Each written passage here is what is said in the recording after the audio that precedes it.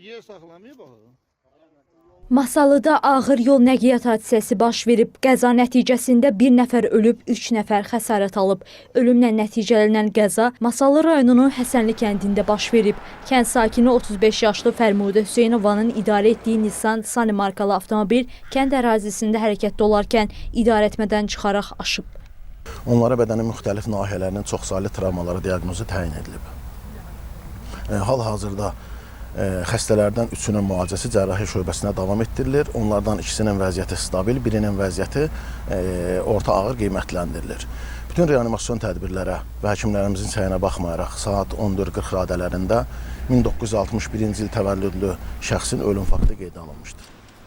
Masallı rayonunun Həsənli kəndi ərazisində baş verən yol nəqliyyat hadisəsi ilə bağlı rayon polis şöbəsində cinayət məcəlləsinin müvafiq maddəsi ilə cinayət işi başlanılıb, araşdırma aparılır.